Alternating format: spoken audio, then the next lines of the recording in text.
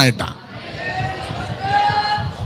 ആ 15-ാം അധ്യായത്തിലെ പാട്ട് 3 ഭാഗമായിട്ട് പഠിച്ചാൽ, ഒന്നാം ഭാഗം ദൈവത്തെ മഹത്വപ്പെടുത്തുന്ന ഭാഗവും നിർത്തുന്നത് ശത്രുവിനെ നീക്കുന്ന ഭാഗമായിട്ട്, തകർക്കുന്ന ഭാഗമായിട്ട്.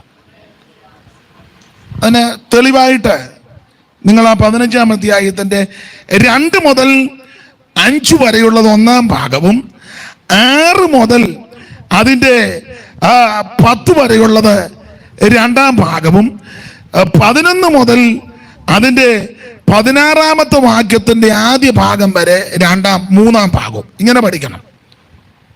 ഈ 3 ഭാഗത്തും ഓരോ ഭാഗം തുടങ്ങുമ്പോൾ ദൈവത്തെ മഹത്വപ്പെടുത്തുകയും തീരുന്ന ഭാഗം ശത്രുവിനെ തകർക്കുന്നതുമാണ്, ശത്രുവിൻ്റെ പരാജയമാണ്.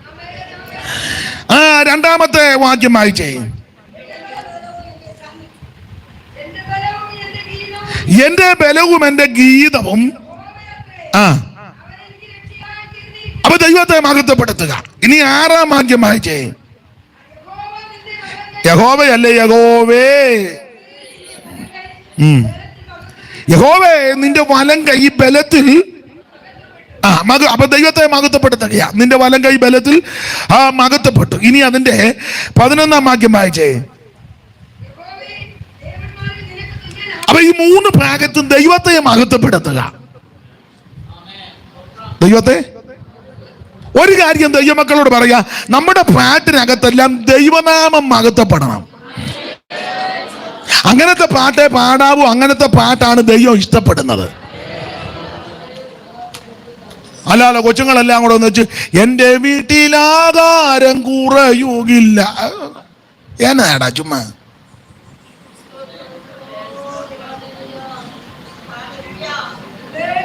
മിണ്ടുന്നില്ലല്ലോ ആരും. പാട്ടിനകത്തെല്ലാം ദൈവത്തെ മഹത്വപ്പെടുത്തണം. നിന്റെ വീട്ടിൽ ആഹാരം കൊടുന്നില്ല, ദൈവനാമത്തിന് എന്തുവാ? നീ ഇഷ്ടം പോലെ ഇരുന്ന് തിന്നുന്നു. സ്തോത്രം.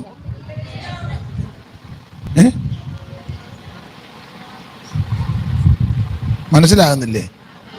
അങ്ങനെ ഒത്തിരിയും പാട്ടുകളുണ്ട്. ഞാൻ ദൃഷ്ടാന്തമായിട്ടൊന്ന് സൂചിപ്പിച്ചെന്നേ. ഈ അടുത്ത കാലത്ത് ഒരു യോഗത്തിന്, പൊതുയോഗമാണ്, യോഗത്തിന് ചെന്നപ്പോൾ ഉപദേശിമാർക്കും ചിലർക്ക് വെളിവൊന്നുമില്ല. ഇല്ലല്ല, വെളിവൊന്നുമില്ല. മിക്കതിനും വെളിവില്ല. പ്രാർത്ഥിച്ചേച്ച് പറഞ്ഞു ഒരു പാട്ട് പാടിയാട്ടെ, യോഗം തുടങ്ങുക, പാട്ട് പാടിയാട്ടെ. ആരും പാടുന്നില്ല. ഉടനെ ഉപദേശിച്ചു ചോദിച്ചു, പാട്ടൊന്നും ഇല്ലേ? ഞാനും ഉണ്ട്. എനിക്കങ്ങ് സങ്കടമാണ് തോന്നിയത്, അല്ല എനിക്ക് സങ്കടമാണ് തോന്നിയത്. പിന്നെ അല്പം സമയം കൊണ്ട് ചോദിച്ചപ്പോൾ ഒരു തള്ള പാട്ട് പാടിയ പാട്ട്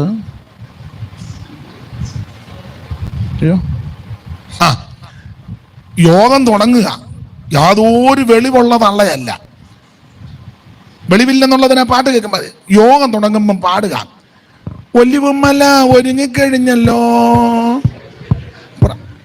എന്നാണ് ഒരു യോഗം തുടങ്ങുമ്പോൾ പാടുന്ന പാട്ട്. ഒലിവുമല അതിന് തള്ളക്കെന്നാ? നിങ്ങൾ ചിരിക്കാൻ പറഞ്ഞതല്ല. പണ്ട് ഞങ്ങൾക്ക് ഒരു ദൈവദാസൻ ഉണ്ടായിരുന്നു, മരിച്ചുപോയി. നല്ല മനുഷ്യനാ, വചനത്തിലൊക്കെ നല്ല തിട്ടമായ TC ജോസ്. ചർച്ച് ഓഫ് ഗോഡിലുള്ളൊരു മാന്യ ദൈവദാസന കടന്നുപോയി. എന്നെ ബഹുമാനമായിരുന്നു, എനിക്കും ഔവണ്ണം തന്നെ ആയിരുന്നു. അപ്പൊ ഞങ്ങൾ ഒരു യോഗത്തിൽ നിന്നപ്പോൾ ഒരുത്തനെ പാട്ട് പാടുക. പുള്ളി ഇങ്ങനെയുള്ള കാര്യങ്ങൾക്ക് അന്നേരം കയറി അടയും. അപ്പൊ അവൻ പാട്ട് തന്നെ. ഞാൻ പാട്ടിന്റെ എനിക്ക് ട്യൂണൊന്നുമില്ല കേട്ടോ. അവൻ പാടുക, ശാന്ത തുറമുഖമടുത്തു, അങ്ങനൊരു പാട്ടില്ലേ? അന്ന് പാടിക്ക. എനിക്ക് എൻ്റെ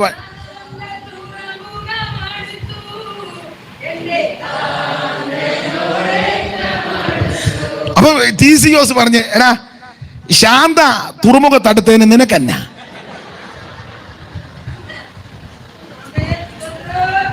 ശാന്ത ആ തുറമുഖത്ത് അവൻ അങ്ങനെയാ പാടിയത്. ശാന്ത തുറമുഖമടുത്തു. പുള്ളി പറഞ്ഞു, നിർത്ത, ശാന്ത തുറമുഖത്തടുത്തതിന് നിനക്കെന്നാ? അവൾ എവിടെയും പോയി അടുക്കട്ടെ. നീ ദൈവത്തെ മഹത്വപ്പെടുത്തുന്ന ഒരു പാട്ട് പാട്. വാഴ്ത്തിടുന്നു വാഴ്ത്തിടുന്നു നന്ദിയോടടിയ, കീർത്തിക്കുന്നു ഘോഷിക്കുന്നു വാർത്തുമോദ സർവലോക സൃഷ്ടിതാവേ.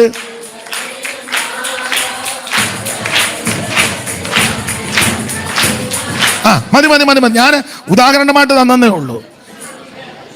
സ്തോത്രം. വാഴ്ത്തുമേ എൻ്റെ പ്രിയനെ ജീവകാലമല്ല ഈ മരു.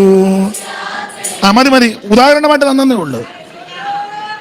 വാഴ്ത്തിടുന്നു വാഴ്ത്തിടുന്നു വാഴ്ത്തിടുന്നു ഞാൻ എൻ്റെ രക്ഷകനെ നന്ദിയോടെ. മതി മതി, അറിയാത്തവരുണ്ടെന്ന് 2-3 തരുന്നേ ഉള്ളൂ.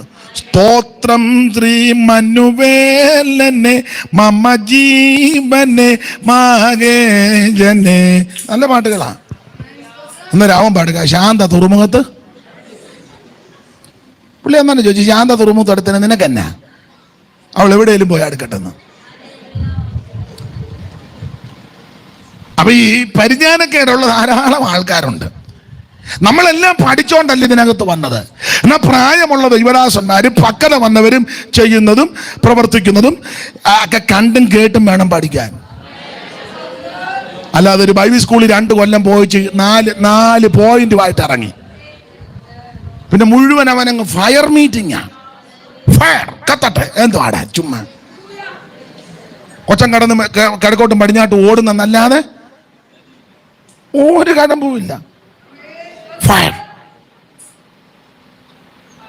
പിന്നെ കുറെ പാവത്തങ്ങൾ സഹോദരിമാരുണ്ട്, എന്തോ കേട്ടാ നിങ്ങൾ ഇരുന്നങ്ങ് ചുമ്മാ ഇരുന്ന് ഇങ്ങനെ അതിന് തുള്ളാനായിട്ട് തന്നെ 3-4 എണ്ണത്തിനെ കൊണ്ടുവന്ന് എന്താ പറഞ്ഞാലും അതുങ്ങളുള്ളത് കൊണ്ട് ഇവന്മാർ രക്ഷപ്പെടുന്നു. സ്തോത്രം. അവരുള്ളത് കൊണ്ട് നിങ്ങൾ. അപ്പൊ ഈ പാട്ടിന്റെ വിശേഷത 3 ഭാഗമായിട്ടാണ് മോശയും ഇസ്രായേൽ മക്കൾ പാടിയത്. ആ 3 ഭാഗത്തിലും ആദ്യത്തെ ഭാഗങ്ങൾ തുടങ്ങുന്നതെല്ലാം ദൈവത്തെ മഹത്വപ്പെടുത്തുന്നതാണ്. നമ്മുടെ ആരാധനയിൽ ദൈവത്തിന് മഹത്വം കൊടുക്കുന്ന പാട്ട് പാടണം. അതിനൊക്കെ കുറച്ചുകൂടെ ബെറ്റർ ബ്രദറുകാരാ. TPM-കാരുടെ പാട്ടും അവരുടെ പാട്ടും നല്ല കേമമുള്ള പാട്ടുകളാ. ഇപ്പോഴത്തെ പാട്ടുകളെല്ലാം അത്ര പോരാ. എന്നാൽ പഴയ പാട്ടുകൾ അവിടുത്തെ പാട്ടെന്ന് എങ്ങനെയാന്ന് ചോദിച്ചാൽ ഉപവസിച്ച് പ്രാർത്ഥിച്ചൊക്കെയാ പാട്ടെഴുതുന്നത്. പാട്ടെഴുതിയ ഉടനെ അച്ചടിച്ചേച്ച് അവർ പാടിപ്പിക്കുകയല്ല. ഇത് നമ്മുടെ തങ്കമ്മാമ എഴുതിയ പാട്ടാ. തങ്കയുടെ പാട്ട് തങ്കയുടെ കയ്യിലിരുന്നോളും. ഇത് ചാക്കോച്ചാൻ എഴുതിയേ അങ്ങനൊന്നുമില്ല. പാട്ടെഴുതി കഴിഞ്ഞാൽ അത് ചുമതലപ്പെട്ടവരുടെ കൊടുക്കണം. അവരുടെ നടത്തിപ്പുകാർ പാട്ട് നോക്കും. പാട്ടും വേറെ പുസ്തകം കൂടെ വെച്ച് നോക്കും, ഇതൊക്കുന്നുണ്ടോന്ന്. അവൻ അവിടെ ലോക്കൽ നോക്കി ശരിയാക്കി സെന്ററിൽ കൊടുത്ത് അവർ നോക്കി ചിലപ്പോൾ അങ്ങ് അടയാറിന് വിടും. അപ്പം എന്തെങ്കിലും തിരുത്തും, ചേർക്കേണ്ടതുണ്ടെങ്കിൽ അവർ ചേർക്കും. എന്നിട്ട് അവരവിടുന്ന് എൻ്റെ ഭാഷയാ സീൽ ചെയ്യും. എന്നിട്ട് അത് പാടാനൊക്കെ ഉള്ളു. അതും എഴുതിയ പുള്ളിക്ക് പോലും പാടാൻ ചിലപ്പോൾ ഒക്കത്തില്ല. വേറെ പാട്ടുകാരുണ്ട്.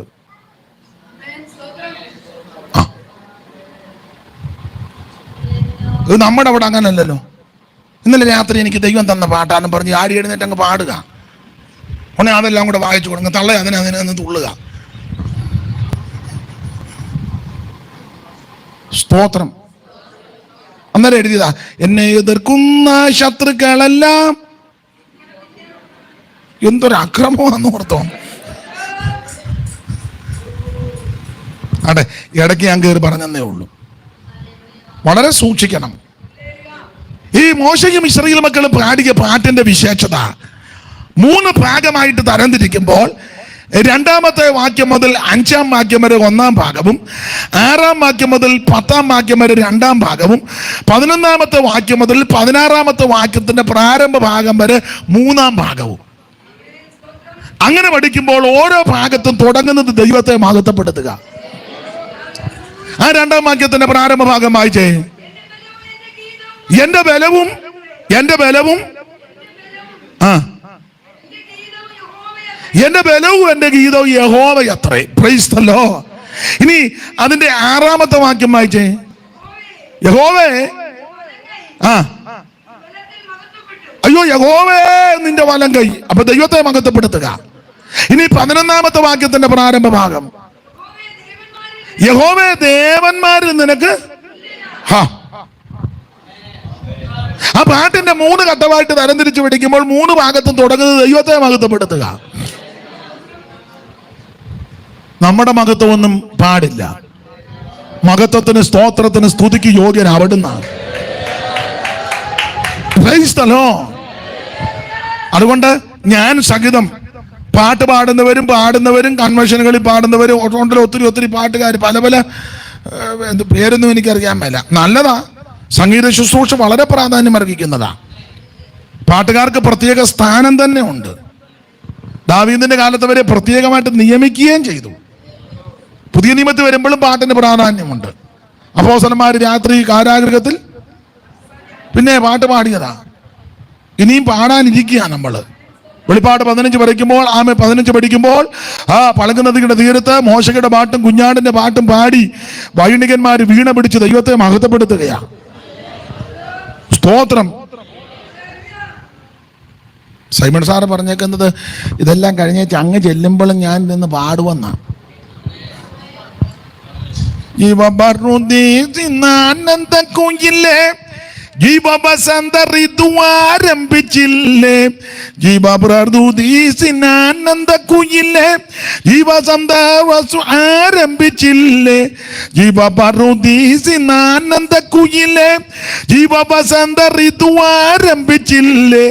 ജീവവൃക്ഷ കൊമ്പിന്മീതിലിരുന്നു ജീവമൊഴി മധുരമായി പാടുക നീ ദിനവും.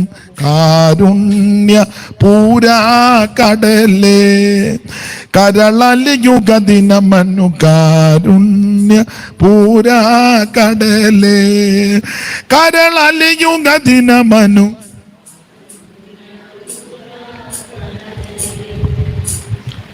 ആർക്കുവദീവ മനോഹരമാം നിൻ സ്വർഗ യെരൂശലേം മാളിക മുറിയിൽ. ആർക്കുവദീവ മനോഹരമാം നിൻ സ്വർഗ യെരൂശലേം മാളിക മുറിയിൽ. ദീർഘയുഗം വസിച്ചാനന്ദമാൽപ്പം വീട്ടിയാലും നിൻ കരുണയ്ക്കതു ബദലാമോ. കാരുണ്യ പൂരാ കടലേ കരളലിയുഗദിനമനു കാരുണ്യ കരളലിയുഗദിനമനു കാരുണ്യ. ഇവിടെ ആരാ പാട്ട്? നിങ്ങൾക്ക് മോനെ പാട്ടറിയത്തില്ലേ? അയ്യോടി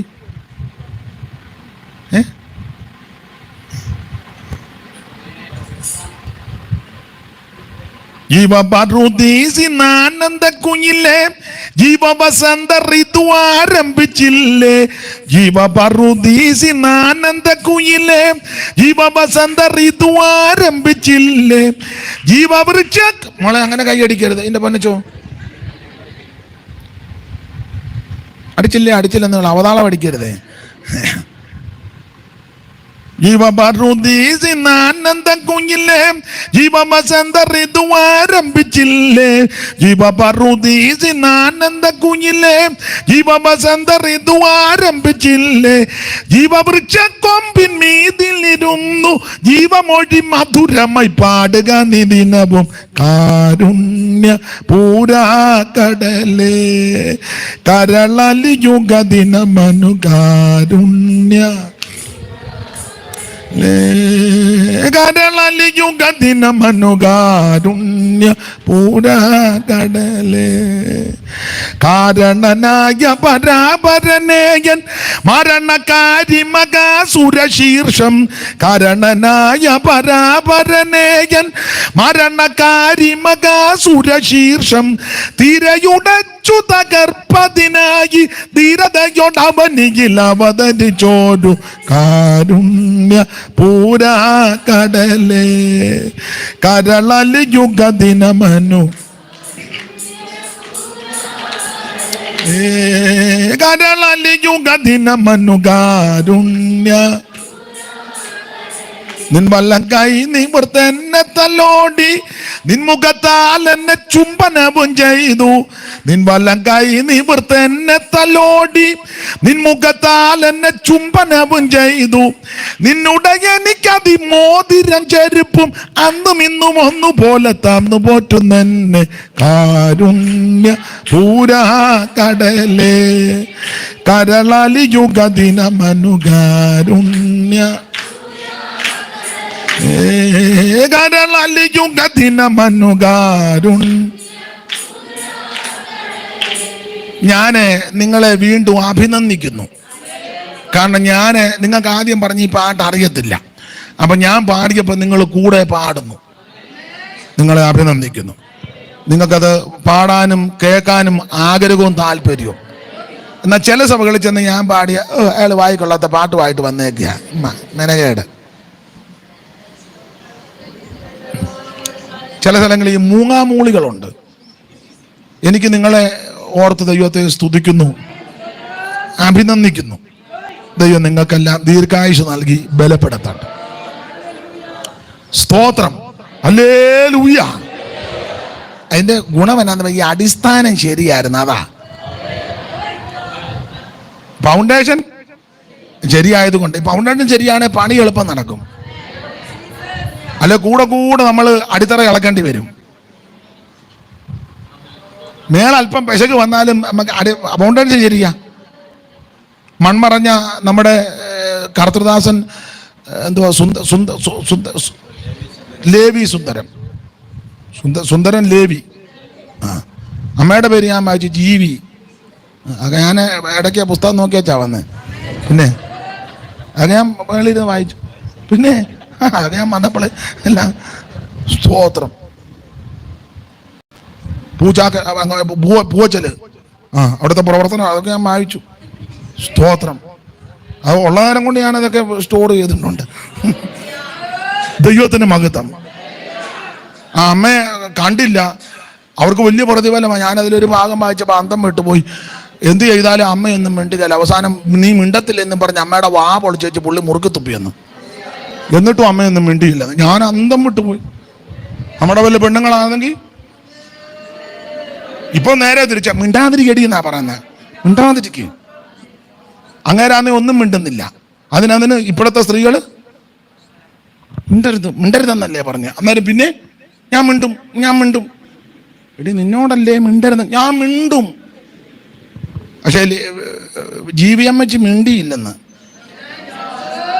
അന്നേരം മുറുക്ക് തുപ്പി, വായിക്കാത്ത തുപ്പി, എന്നിട്ടും മിണ്ടിയില്ല. സ്തോത്രം.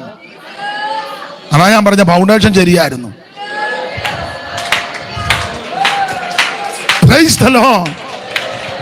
സ്റ്റാർട്ടിങ് നല്ലതായിരുന്നു. അതുകൊണ്ടാണ്. അതെ, ആ ഉപദേശത്തിലും ആ പ്രമാണത്തിലും പൊക്കോണം. അതിനകത്ത് പിള്ളേര് കളിയൊന്നും നടത്തരുത്. ആ സ്തോത്രം.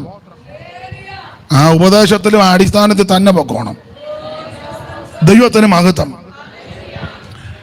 അപ്പൊ ഈ പാട്ടിന്റെ വിശേഷത തുടക്കമെല്ലാം ദൈവത്തെ മഹത്വപ്പെടുത്തുക, അതിന്റെ ഒടുവിലെല്ലാം ശത്രുവിനെ പരാജയപ്പെടുത്തുന്ന ഭാഗത്തോടു കൂടാ. എന്ന് പറഞ്ഞാൽ ഒരു ദൈവത്തിൽ പാട്ട് പാടി ദൈവത്തെ മഹത്വപ്പെടുത്തുമ്പോൾ ശത്രു പരാജയപ്പെടും.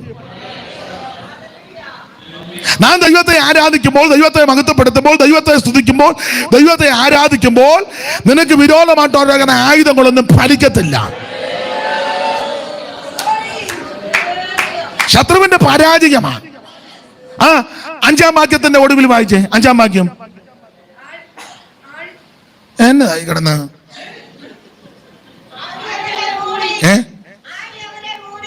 ആ ആഴി അവരെ മൂടി. കല്ല് പോലെ തുടക്കത്തിൽ ദൈവത്തെ മഹത്വപ്പെടുത്തി. അതിന്റെ ഒടുവിലത്തെ ഭാഗം പറയാ ശത്രുവിനെ ദൈവം ഒതുക്കിയെന്ന്. നീ പാടി ആരാധിക്കുമ്പോൾ നിന്റെ ശത്രുവിനെ ദൈവം ഒതുക്കും. Price the Lord. ഇനി അമ്മേ പത്താമത്തെ വാക്യം വായിച്ചേ. 10-ാം വാക്യം വായിച്ചേ. 10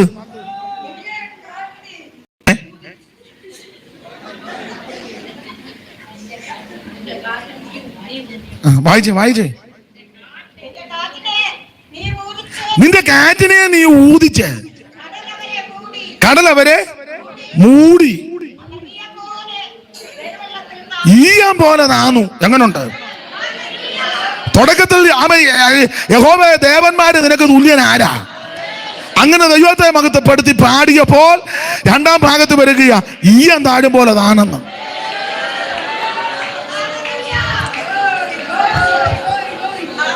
ആ 16-ാമത്തെ വാക്യത്തിന്റെ പ്രാരംഭ വാക്യം വായിച്ചാമേ. 16 പ്രാരംഭം. ഭയവും ഭീതിയും അവരുടെ മേൽ വീണു, നിന്റെ പൂജമാഹാത്മ്യത്താൽ കല്ലുപോലെയായി. Praise the Lord. Praise the Lord. ഞാന് ഈ 15-ാം അധ്യായത്തിൽ തന്നെ നിന്ന് സംസാരിച്ചാൽ കൊള്ളാമെന്ന് അതിയായ ആഗ്രഹമുണ്ട്. എങ്കിലും എടുത്ത വാക്യത്തോട് കൂറു പുലർത്തേണ്ടത് കൊണ്ട് സ്തോത്രം അധികം വിവരിക്കുന്നില്ല. ഈ ഇസ്രായേൽ മക്കളെ ദൈവം വിടിവിച്ചതും ഇവര് ചെങ്കടൽ കടന്ന കാര്യമൊക്കെ ചില പ്രിയപ്പെട്ടവർ കേട്ടു. അവർക്ക് പേടിയായി പോയി. അവർക്ക് മക്കളെ നിങ്ങൾ എവിടെ പോവാ? എവിടെ പോവാ? പോട്ട് പെട്ടെന്ന് വാ. 2 പേരും ഒത്തോണ്ടാന്നല്ലോ. പെട്ടെന്ന് വരണേ. അവിടെ വർത്താനം പറഞ്ഞ് നിൽക്കരുത്. അപ്പോൾ ഇവരെ ദൈവം വിടുവിച്ചതും ചെങ്കടൽ കടന്നതൊക്കെ ശത്രുക്കൾ കേട്ടു, ജാതികൾ കേട്ടു. അവർ വിറച്ചു പോയെന്നാ എഴുതിയേക്കുന്നത്. വായിച്ചേ അതിന്റെ 14-ാം വാക്യം വായിച്ചേ.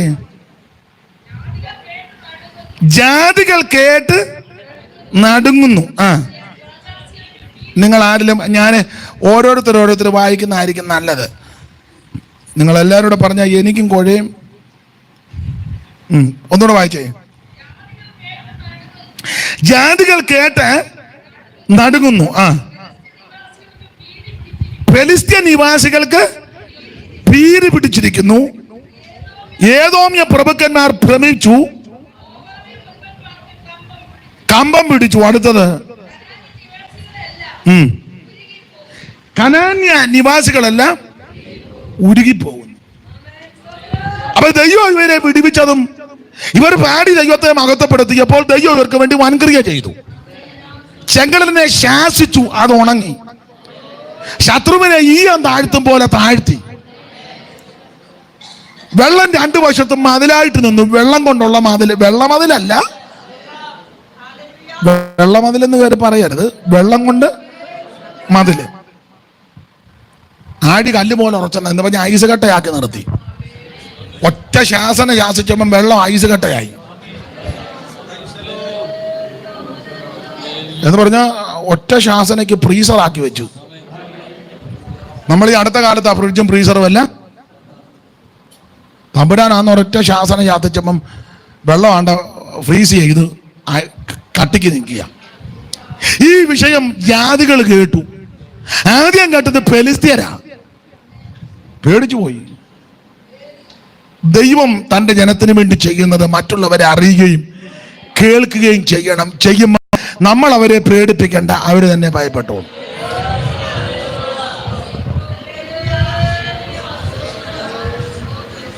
സ്തോത്രം, സ്തോത്രം. ഈ വൈരിയ ചെങ്കടൽ ദൈവം മുക്കിക്കളഞ്ഞ ഇവര് തുറന്നിലത്തൂടെ മറുകര കയറിയപ്പോൾ ദൈവം ഒരു കാര്യം ചെയ്തു. അത് വേദപഠിതാക്കൾ പറയുന്നത് ഇവര് മറുകര കയറി അക്കരെ കയറിയപ്പോൾ ദൈവം ചെയ്തത് ഇവരങ്ങോട്ട് കയറുകയും മേളിൽ നിന്ന് മഴയും പെയ്യിപ്പിച്ചു, ഇടിയും മുഴക്കി, കൊള്ളിയാനും മിന്നി.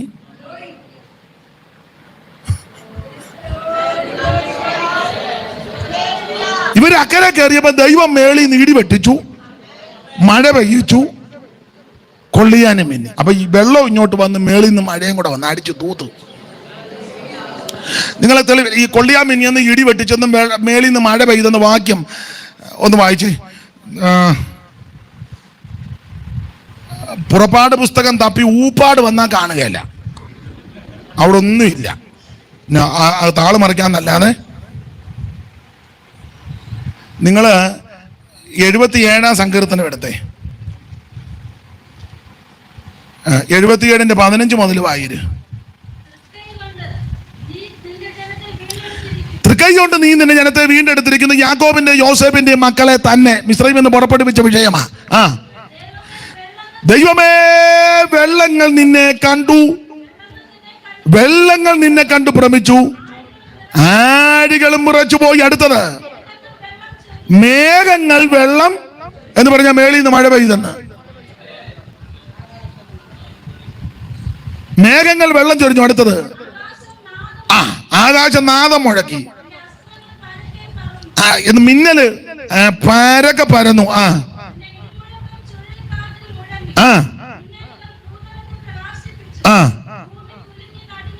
പിന്നെ നിന്റെ വഴി സമുദ്രത്തിൽ, നിന്റെ പാറകൾ പെരുവെള്ളത്തിലുമായിരുന്നു. അടുത്തത് അടുത്ത വാക്യം കൊണ്ട് വായിച്ച ഭാഗം വിട്. മോശയുടെ അഹരോന്റെയും കയ്യാൽ ഒരു ആട്ടിൻകൂട്ടത്തെ പോലെ അവരെ ചെങ്കടൽ കടത്തിയ വിധമായി പറഞ്ഞത്. തുവർനിലം ഒരുക്കി ഇവരെ മറുകര കയറ്റി. ശത്രുക്കൾ ഇറങ്ങി വന്നപ്പോ തമ്പുരാൻ ഇവരെ മറുകര കയറ്റിച്ച് മേളിൽ നിന്ന് മഴയും പെയ്യിച്ചു, ഇടിയും മുഴക്കി, കൊള്ളിയാനും മിന്നി. സ്തോത്രം. ഈ മോശയും അവരും എല്ലാം കൂടെ പാട്ട് പാടുമ്പോൾ സ്തോത്രം, അവിടെ വായിക്കുന്ന ഒരു പദമുണ്ട്, ദൈവത്തിന് സ്തോത്രം. നിങ്ങളതിൻ്റെ മിരിയാം പാടിയ പാട്ട് 21 വാക്യം വായിച്ചേ.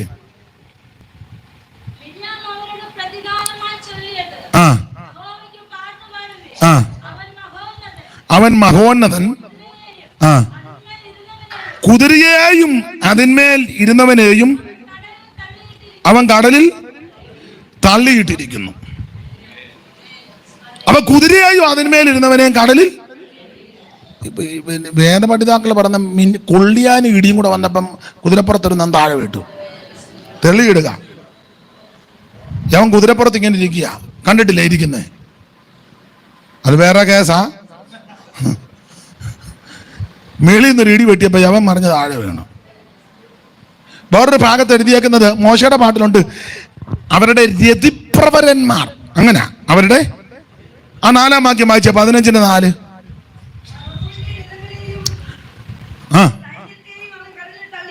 ഫറവോന്റെ രഥങ്ങളെയും സൈന്യത്തെയും അവൻ കടലിൽ. അടുത്തത് അവന്റെ രതിപ്രവരന്മാർ. അതാരാ ഈ രതിപ്രവരന്മാരെന്ന് പറഞ്ഞ?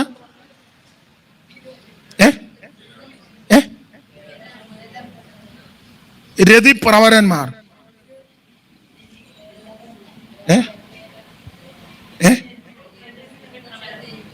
പറഞ്ഞോ? ശരിയാ, അതാരാ പറഞ്ഞേ? അതാ കറക്റ്റ് ആൻസർ. സ്തോത്രം.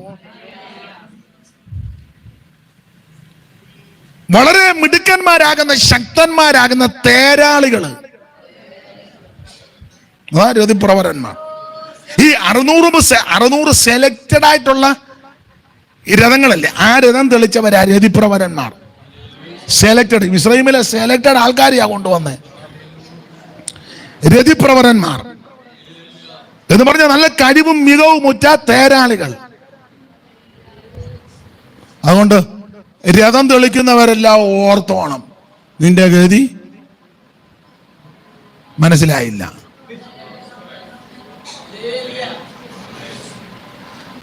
എല്ലാവർക്കും ഒന്നും മനസ്സിലാകുകയല്ല.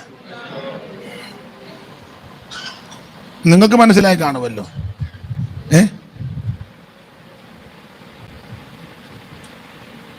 മാറ്റി ഞാൻ ഇവരോട് പറഞ്ഞു കൊടുക്കട്ടെ. കണ്ടിത്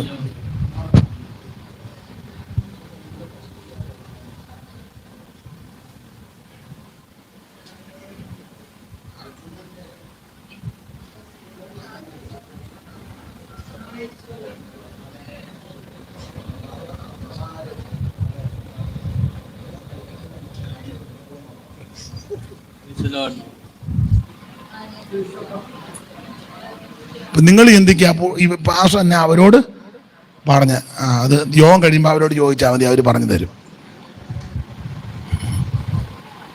സ്തോത്രം, സ്തോത്രം, price the Lord, praise the Lord. 14-ാം വാക്യം വായിച്ച 14-ാം വാക്യം. ആ ആ ഏതോം പ്രഭുക്കളെല്ലാം കേദാമോടെ ഭ്രമിക്കൂ, ഏതോം പ്രഭുക്കളെല്ലാം കേദാമോടെ ഭ്രമിക്കൂ, ഏതോം പ്രഭുക്കൾ എല്ലാം കേദാമോടെ ഭ്രമിക്കും. മോബാബിലെ ബലവാന്മാരാകവേ വിറയ്ക്കും, കാനാൻ പ്രജകളെല്ലാം സാവേഗമായി ദ്രമിക്കും. ഭയവും ഞെട്ടലും ആയവരെ പിടിക്കും. പാടും പരമനു പരിചോട് ഞാൻ വരുമവനു സതതം ജയം. പാടും പരമനു പരിചോട് ഞാൻ. എൻ്റെ കൂടെ ഹാർമോണിയം വായിക്കുന്നയാളും മൃദംഗക്കാരനുണ്ട്, അത് ഇന്ന് വന്നില്ല. അപ്പം അവരും ഉണ്ടായിരുന്നെങ്കിൽ ഒരു നല്ലതായിരുന്നെന്നായി എൻ്റെ അഭിപ്രായം. മോൻ ഇതിൽ ഹാർമോണിയം വായിക്കാവോ? ഇല്ല. എന്നാൽ അതാ മൂടി തന്നെ ഇരിക്കട്ടെ. ഏതോം പ്രഭുക്കളെല്ലാം കേദാമോടെ ഭ്രമിക്കൂ, ഏതോം പ്രഭുക്കൾ എല്ലാം കേദാമോടെ ഭ്രമിക്കൂ, ഏതോം പ്രഭുക്കളെല്ലാം കേദാമോടെ ഭ്രമിക്കൂ. മോബാബിലെ ബലവാന്മാരാകവേ വിറയ്ക്കും, കാനാൻ പ്രജകളെല്ലാം സാവേഗമായി ദ്രമിക്കൂ. ഭയവും ഞെട്ടലും ആയവരെ പിടിക്കും. പാടും പരമനു പരിചോട് ഞാൻ വരുമവനു സതതം ജയം. പാടും പരമനു പരിചോട് ഞാൻ. ശത്രു പറഞ്ഞു ഞാൻ പിന്നാലെ ചെല്ലും പിടിക്കൂ, ശത്രു പറഞ്ഞു ഞാൻ പിന്നാലെ ചെല്ലും പിടിക്കൂ. പിതൃതമപകൃത പത്രം ഞാൻ പാകിച്ചിടൂ, തൃപ്തിപ്പെടുമെന്നാൽമ മാത്രയെ കൊണ്ടുമുടൽ. ഉത്തരിച്ചൻ വാളാക നിഗ്രഹിക്കും അവരെ. പാടും പരമനു പരിചോട് ഞാൻ വരുമവനു സതത ജയം. പാടും പരമനു പരിചോട് ഞാൻ.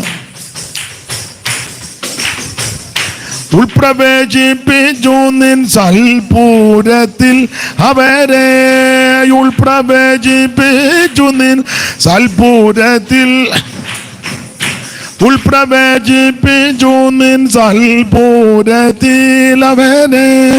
തോൽപ്പാർപ്പിനായി സ്ഥാപിച്ച ശുദ്ധ സ്ഥലത്തു തന്നെ, കൽപ്പുള്ള നിന്നവകാശാൽപരാത്രി തന്നിൽ നിൽപ്പാനരുളും ഭാവ സൽപാലകനായി വാഴും. പാടും പരമനു പരിചോട് ഞാൻ വരുമവനു സതതം ജയം. പാടും പരമനു പരിചോട് ഞാൻ.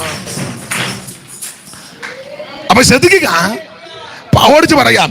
ഈ 15-ാം അധ്യായം മോശയുടെയും ഇസ്രായേൽ മക്കളുടെയും പാട്ടാ. ദൈവമക്കൾ പാടണം, പാടി ദൈവത്തെ ആരാധിക്കണം. എന്തിനാ ഈ പാട്ട് പാടുന്നേ? എന്തിനാ പാട്ട്? നമുക്ക് കുറച്ച് പാട്ടറിയാം, എന്നാൽ അതങ്ങ് ഇറക്കിയേക്കാം. അതിനാന്നോ?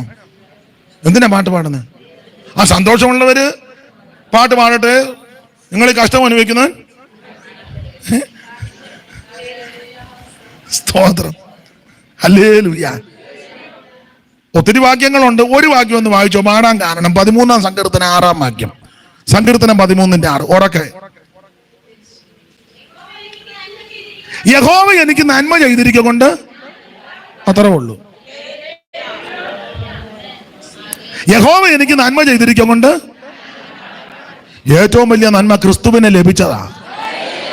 യേശുക്രിസ്തു ഉള്ളത്തിൽ വന്നതാ, ഒരു ദൈവ പൈതലായി തീർന്നതാ, നീ രക്ഷിക്കപ്പെട്ടതാ ഏറ്റവും വലിയ നന്മ. Price the Lord. യഹോവ എനിക്ക് നന്മ ചെയ്തിരിക്കൊണ്ട് ഞാൻ അവന് പാട്ട് പാടും. ഞാൻ എൻ്റെ ചെറിയ അനുഭവം പറയാം. ഞാൻ ഈ ചുമ്മാ ഇരിക്കുമ്പോഴെല്ലാം അങ്ങ് പാട്ട് പാടും. അതെ, ഈ ഹൃദയത്തിന് എപ്പോഴും വണ്ടിയിലൊക്കെ യാത്ര ചെയ്യുമ്പോൾ ഞാനിങ്ങനെ പാട്ട് കേൾക്കുകയും പാടുകയും ചെയ്യും. വേറെ ഒന്നും വലിയ താല്പര്യമില്ല. സ്തോത്രം. പിന്നെ വചനം ധ്യാനിക്കും, പിന്നെ പ്രാർത്ഥിക്കും. ഇതൊക്കെയാ പണി. അതുകൊണ്ട് ഇങ്ങനെ എപ്പോഴും ഇങ്ങനെ പാട്ട് പാടുന്നതുകൊണ്ട് കുറച്ച് പാട്ടൊക്കെ എനിക്ക് തീട്ടോ, നല്ല തീട്ടമാ. സ്തോത്രം. കാരണം ഇതാ, യഹോവ എനിക്ക് നന്മ ചെയ്തിരിക്കൊണ്ട് ഞാൻ അവന് പാട്ട്. ദൈവമക്കൾ പാടി ദൈവത്തെ മഹത്വപ്പെടുത്തണം. നമ്മുടെ വീട്ടിൽ പാട്ടും പ്രാർത്ഥനയെ ഉയരാവുള്ളൂ, വേറൊന്നും ഉയരരുത്. അതെ, വിവരിക്കുന്നില്ല. 15-ാം അധ്യായം പാട്ട് പാടി ഇവർ ദൈവത്തെ മഹത്വപ്പെടുത്തി. ആ 15-ാം അധ്യായം കഴിഞ്ഞ് ഇവർ നേരെ ശൂർ മരുഭൂമിയിലോട്ട് വന്നു. അവിടെ വന്നപ്പം വലിയ പ്രശ്നമായി, വെള്ളമില്ല. പാട്ടുമൊക്കെ പാടി ബലപ്പെട്ടവർ പിന്നെ വെള്ളമില്ലാത്ത ആ 15-ാം അധ്യായത്തിന്റെ 22 മുതൽ.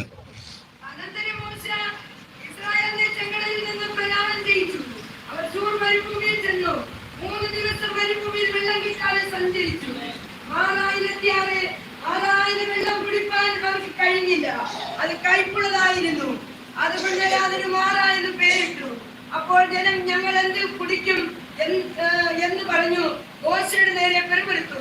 അവൻ യഹോവയോട് അപേക്ഷിച്ചു. യഹോവ അവനൊരു വൃക്ഷം കാണിച്ചു കൊടുത്തു. അവൻ അത് വെള്ളത്തിലിട്ടപ്പോൾ വെള്ളം മധുരമായി തീർന്നു. അവിടെ വെച്ച് അവൻ അവർക്കൊരു ചട്ടവും പ്രമാണവും നിയമിച്ചു. അവിടെ വെച്ച് അവൻ അവരെ പരീക്ഷിച്ചു. നിന്റെ ദൈവമായ യഹോവയുടെ വാക്ക് നീ ശ്രദ്ധയോടെ കേട്ട് അവന് പ്രസാദമുള്ളത് ചെയ്യുകയും അവന്റെ കൽപ്പനകളെ അനുസരിച്ച് അവന്റെ സകല വിധികളും പ്രമാണിക്കുകയും ചെയ്താൽ ഞാൻ ഇസ്രായേലിലേക്ക് വരുത്തിയ വ്യാധികളിൽ ഒന്നും നിനക്ക് വരുത്തുകയില്ല. ഞാൻ നിന്നെ സൗഖ്യമാക്കുന്ന യഹോവയാകുന്നു എന്ന് അരുളി ചെയ്തു. പിന്നെ അവൻ എലീമിലെത്തി. അവിടെ 12 നീരവും 70 ഈത്തപ്പനയും ഉണ്ടായിരുന്നു. അവർ അവിടെ വെള്ളത്തിന് അരികെ പാളയം ഇറങ്ങി. സ്തോത്രം. 15-ാം അധ്യായത്തിന്റെ 1 മുതൽ 15-ന്റെ 21 വരെ പാട്ടും സ്തുതിയും ആരാധനയും. 22 മുതൽ 27 വരെ സ്പെഷ്യൽ വിഷയമാണ്. 22 വായിക്കുന്നത്, അനന്തരം മോശ ഇസ്രായേലിനെ ചെങ്കടന്ന് പ്രയാണം ചെയ്യിച്ച് അവർ ശൂർ മരുഭൂമി ചെന്ന് 3 ദിവസം മരുഭൂമിയിൽ വെള്ളം കിട്ടാതെ സഞ്ചരിച്ചു. മാറയിലെത്തി. മാറയിലെ വെള്ളം കുടിപ്പാൻ കഴിഞ്ഞില്ലത് കയ്പുള്ളതായിരുന്നു. അപ്പോൾ ജനം ഞങ്ങൾ എന്ത് കുടിക്കുമെന്ന് പറഞ്ഞ് മോശയുടെ നേരെ പുറപുറത്ത് അവൻ യഹോവയോട് അപേക്ഷിച്ചു. യഹോവ വൃക്ഷം കാണിച്ചു കൊടുത്തു. അവനത് വെട്ടി വെള്ളത്തിലിട്ടപ്പോൾ വെള്ളം മധുരമുള്ളതായി തീർന്നു. അവിടെ വെച്ച് അവനവർക്ക് ചട്ടവും പ്രമാണവും കൊടുത്തു. അവിടെ വെച്ച് അവനവരെ പരീക്ഷിച്ചു. നിന്റെ ദൈവമായ യഹോവയുടെ വാക്ക് നീ ശ്രദ്ധയോടെ കേട്ട് അവന് പ്രസാദമുള്ളത് ചെയ്യുകയും അവന്റെ സകല കൽപ്പനകളും വിധികളും പ്രമാണിക്കുകയും ചെയ്താൽ മിസ്രയീമ്യർക്ക് വരുത്തിയ യാതൊരു വ്യാധിയും ഞാൻ നിനക്ക് വരുത്തുകയില്ല. ഞാൻ നിന്നെ സൗഖ്യമാക്കുന്ന യഹോവ. 27-ാം വാക്യം. പിന്നെ അവർ എലീമിലെത്തി. അവിടെ 12 നീരറും 70 ഈന്തപ്പന. അവിടെ അവർ വെള്ളത്തിൻ്റെ പാളയം ഇറങ്ങി. ദൈവത്തിന് മഹത്വം. ആ ഭാഗത്ത് നിന്നും എനിക്ക് നിന്ന് പ്രസംഗിക്കുന്ന ഇഷ്ടമാണ്. പക്ഷെ നമ്മൾ എടുത്ത വാക്യത്തിലേക്ക് വരേണ്ടത് കൊണ്ട് ഞാനതങ്ങ് വിടുക. ശൂർ മരുഭൂമിയിൽ വന്ന് വെള്ളമില്ല. ഈ വെള്ളത്തിനകത്തൂടെ കയറി വന്നവരിപ്പം, ഇതൊരു ആത്മീക പാഠമാണ്. വെള്ളത്തിനകത്തൂടെ യാത്ര ചെയ്ത് വന്നവരിപ്പം എവിടെ വന്ന് അങ്ങനെ ഉണ്ടാകും. പെന്തക്കോസ്ത് വരുമ്പോൾ ചിലപ്പോൾ സമൃദ്ധി കാണും, ചിലപ്പോൾ ദാരിദ്ര്യം കാണും. ചില വർഷം ഞെരുക്കം കാണും, ചില വർഷം ചിലപ്പോൾ ബുദ്ധിമുട്ട് വന്നെന്ന്, ചിലപ്പോൾ സമൃദ്ധി കാണും. ഇതെല്ലാം അനുഭവിക്കണം. അന്നേരം അവിടെ കിടന്ന് ഉടക്കുണ്ടാക്കുകയും പെറുപെറുക്കി അലങ്കോലം ഉണ്ടാക്കുകയൊന്നും ചെയ്യരുത്. അന്നേരം അയ്യോ പറഞ്ഞ പോലെ പറയണം, അവൻ നന്മ ചെയ്യുമ്പോൾ അതും അനുഭവിക്കണം, തിന്മ തന്നാൽ എല്ലാറ്റിനും സ്വോത്രം ചെയ്യും. ഇതല്ലോ നിങ്ങളെക്കുറിച്ച് ക്രിസ്തുവേശുവിൻ ദൈവം ഇഷ്ടം. ഇടപെടാതെ പ്രാർത്ഥിപ്പിന്, എപ്പോഴും സന്തോഷിപ്പിന്, എല്ലാറ്റിനും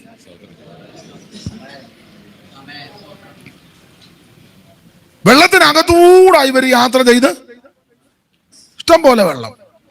ഇപ്പൊ താണ്ട് വെള്ളമില്ലാത്ത സ്ഥലത്ത് 3 ദിവസം വെള്ളം കിട്ടാതെ സഞ്ചരിച്ചു. ഈ പാടി ആരാധിച്ച് ബലപ്പെട്ടവർ ഇപ്പം വെള്ളമില്ല. നമ്മൾ സാധാരണ ശരീരത്തിന്റെ പ്രകൃതിയും ശാസ്ത്രീയ നിലയിലൊക്കെ ചിന്തിച്ചാൽ നമ്മളൊരു 3-4 പാട്ട് പാടി കഴിഞ്ഞാൽ ആദ്യം ചെയ്യുന്ന പരിപാടി ഇച്ചിരി വെള്ളം കുടിക്കുക എന്നുള്ളതാണ്.